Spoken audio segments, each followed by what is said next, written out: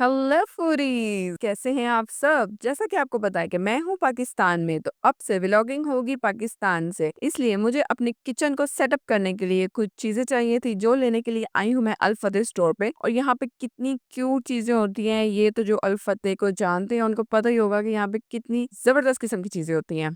तो ये मैंने कुछ बेसिक चीजें ली थी। तो ये जो दो हजरात आप देख रहे हैं, ये मुझे पूछ रहे थे कि आप वीडियो बना रही हैं तो क्या आप व्लॉगिंग करती हैं। तो मैंने कहा हाँ, मैं व्लॉगिंग करती हूँ। उन्होंने पूछा कि आपके चैनल का नाम क्या है। मैंने कहा मेरे चैनल का नाम है हेलो फूडीज विद शेरी। तो उन्होंने बोला कि ओ अच्छा, वो चैनल आपका है, हम तो उस चैनल को देखते हैं। मैंने कहा अच्छा, आप मेरे सब्सक्राइबर्स हैं। कहते जी, हम आपके सब्सक्राइबर हैं और हम आपकी वीडियोस को देखते हैं। And I was like okay wow. तो फिर मैंने उनसे पूछा कि क्या आप भी कुकिंग करते हैं। तो उन्होंने कहा नहीं, हम सिर्फ देखने और खाने के शौकीन हैं। So hence proof cooking doesn't belong to any gender. सबको ही कुकिंग करने का और देखने का, खाने पकाने का शौक होता है। उसके अलावा जनाब, ये मैं चीजें लेके आई थी वहां से, जिसमें एक वॉक था, फ्राई पैन था, बेकिंग ट्रे थी और ये एक प्यारा सा मैशर था, इसके साथ lighter and this cute little tongs. उसके अलावा ये कुछ क्यूट सी परचेज थी, जिसके अंदर हम कुछ चीजें डाल के अपनी वीडियो में यूज कर सकते हैं, किसी डेकोरेशन पर्पज के लिए यूज कर सकते हैं। इसके अलावा कुछ कटलरी थी, कुछ बेसिक सी चीजें थी, किचन टॉवल ये वो। और ये एक प्यारी सी मुझे ग्लास ट्रे अच्छी लग रही थी, तो मैंने ले ली कि कहीं ना कहीं तो काम आ ही जाएगी। वैसे तो मेरी मम्मा के पास ऑलरेडी क्रॉकरी की काफी वाइड कलेक्शन है, लेकिन स्टिल। तो जनाब, इसके अलावा इन्होंने मुझे कुछ वाउचर्स दिए थे। ये 4-5 वाउचर्स हैं, जो कि हैं हारीज और ब्रॉडवे के, एज अ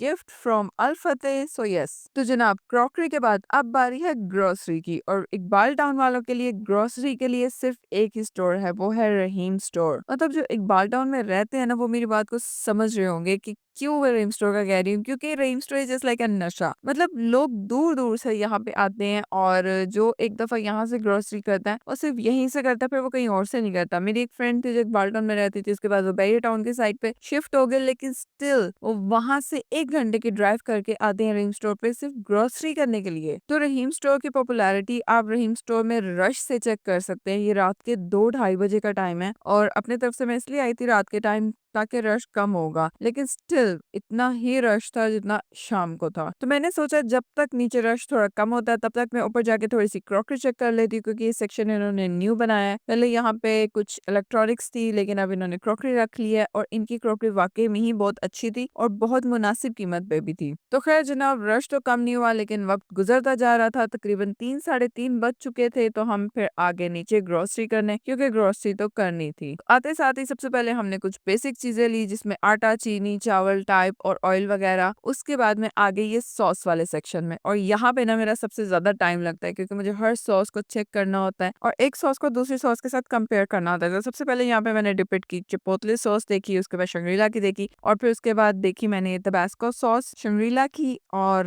देखते हैं अब ये मैकलानी की सॉस को बीट कर सकती है या नहीं कर सकती। और फिर इसके अलावा हमने कुछ ये बेसिक सॉसेस ली, और फिर ये चेडर चीज। ये चेडर चीज मेरे लिए रमजान में इतनी ही इम्पोर्टेंट है जितना कि ये चाट मसाला। मतलब ये जो कुछ छोटी मोटी चीजें होती है ना, ये रमजान की ऑलमोस्ट हर रेसिपी की जान होती है। ये हर तकरीबन रेसिपी में यूज हो रही होती हैं, जैसे कि ये चेडर चीज, भलियां, चाट मसाला, क्रीम, रूह अफ़ज़ा और जामे शीरी। ये रमजान की ग्रोसरी लिस्ट में ना सबसे ऊपर लिखी होती हैं चीजें। तो यहाँ पे मैं और छोटा भाई ना सोच रहे थे कि हम कौन से राइस ले, मम्मा कौन से राइस लेके जाती हैं, कौन से वाले अच्छे हैं, यहाँ पे इतने सारे राइस हैं। तो बेसिकली ग्रोसरी के लिए ना मम्मा और बड़ा भाई आते हैं, लेकिन आज मम्मा थी चेरी के पास और बड़े भाई को बहुत आई हुई थी नींद, तो वो तो सो गए। और अब मैं और छोटा भाई सोच रहे थे कि यार चावल तो लिखे हुए हैं, पर यहाँ पे तो इतने सारे चावल हैं, और अगर कोई गलत चावल ले गए ना तो फिर शामत पक्की है हमारी। तो फिर हमने गाट और फलक दोनों ही ले लिए, लेकिन उसमें से फलक के चावल काफी अच्छे रहे थे। तो जनाब, उसके बाद हमने सफेद चने और कुछ दाल वगैरह ली। मैं बेसिकली रमजान के स्टार्ट में ही चने बॉईल करके रख देती हूँ, फ्रीज कर देती हूँ उनके छोटे छोटे पैकेट बना के, क्योंकि वो चाट में भी इस्तेमाल हो जाते हैं, और फिर उसके बाद वो चना चाट में इस्तेमाल हो जाते हैं, या फिर वो दही भल्ले में इस्तेमाल हो जाते हैं। तो जनाब, फिर इस तरह करते कराते हमारी ग्रोसरी फाइनली होगी कंप्लीट। और अब बारी थी बिलिंग की। बिलिंग के लिए भी इस कदर लंबी लाइन थी ना कि कुछ मत पूछें।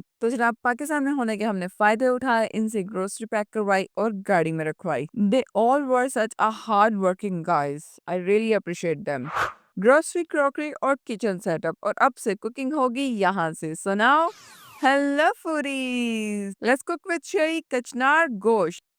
तो कचनार गोश्त बनाने के लिए सबसे पहले हम 1 किलो बकरे का गोश्त लेंगे, उसके अंदर 1 अदद बड़ा प्याज शामिल करेंगे और 3 से 4 टमाटोस कट करके शामिल करेंगे। 1 टेबलस्पून लहसुन अदरक का पेस्ट, हस्बे जायका नमक, 1 टेबलस्पून मोटा धनिया पाउडर, 3 से 4 साबुत लाल मिर्च डालेंगे, 1 से 1.5 गिलास पानी का शामिल करेंगे। जितने पानी में आपका गोश्त गल जाए उतना पानी डालेगा। ये वाला गोश्त काफी फ्रेश था, सॉफ्ट था, तो मैंने 1 गिलास पानी शामिल किया क्योंकि अभी कचनार के साथ भी गोश्त ने गलना है, हमें सिर्फ 80% ही गोश्त को गलाना है। तो जनाब गोश्त को हमने लो मीडियम फ्लेम पर अच्छे से कुक कर लिया। गोश्त का पानी तकरीबन खुश्क हो चुका हुआ है और जितना हमें चाहिए उस हद तक ये गोश्त गल चुका है क्योंकि हम इसे 100% तक कुक नहीं करेंगे।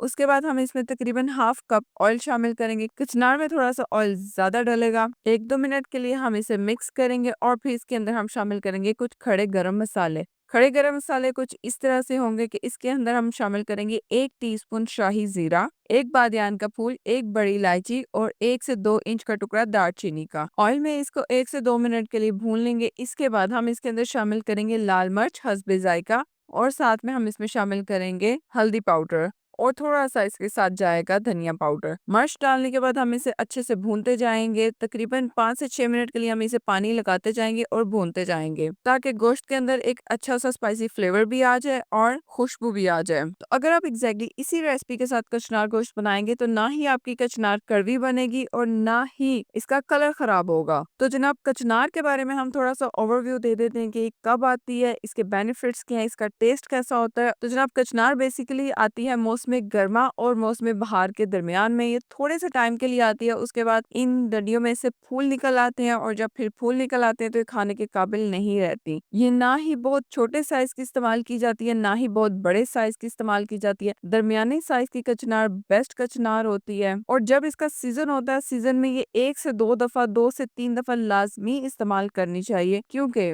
ये थायराइड की प्रॉब्लम्स के लिए, पाइल्स के लिए, ब्लड प्योरिफिकेशन के लिए बहुत ही अच्छी होती है। स्पेशली वुमेन्स को ये लाजमी इस्तेमाल करनी चाहिए क्योंकि वुमेन्स में ये मेंस्ट्रुअल साइकिल को रेगुलेट करती है। तो इसके बहुत सारे बेनिफिट्स हैं। अगर आपकी स्किन पे कोई एक्नी का इशू है, ये कुछ भी इस तरह का, क्योंकि ये ब्लड को प्योरीफाई करती है तो ये काफी अच्छी रहती है। तो चलें अब हम वापस आ जाते हैं अपनी रेसिपी की तरफ। इसके अंदर हम 3 टेबलस्पून योगर्ट का ऐड करेंगे।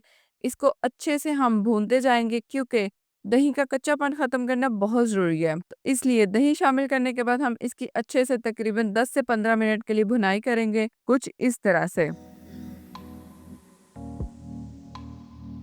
तो जनाब अच्छे से भुनाई करने के बाद ऑयल ऊपर आ चुका हुआ है और जो दही थी वो बिल्कुल वैनिश हो चुकी है, मसाले में अच्छे से मिक्स हो चुकी हुई है। तो जनाब अब हम क्या करेंगे कि इसके अंदर 1 गिलास पानी शामिल करके इसको हम अच्छे से गलने के लिए रख देंगे। तो ये ज्यादा टाइम नहीं लेगी, तकरीबन 10 मिनट के अंदर हमारी कचनार गल जाएगी। तो जब कचनार हमारी गल जाएगी एक दफा हम इसको चेक कर लेते हैं क्योंकि पानी भी काफी हद तक रिड्यूस हो चुका है। अच्छा, तो यहाँ पे लोग एक मिस्टेक क्या करते हैं कि कचनार में काफी ज्यादा पानी शामिल कर देते हैं जिसकी वजह से कचनार थोड़ी सी कड़वी हो जाती है। ठीक है, आपने बस उतना ही पानी शामिल करना है जिसमें ये अच्छे से गल जाए। लो फ्लेम पे हम इसे गलाएंगे ताकि इसका पानी भी आहिस्ता आहिस्ता रिड्यूस होता जाए और अच्छे से ये गल भी जाए। लास्ट में इसके ऊपर हमने ग्रीन चिलीज और कोरिएंडर डाला है, थोड़ा सा हमने मसल के इसके ऊपर सफेद जीरा डाला है एंड दैट्स इट।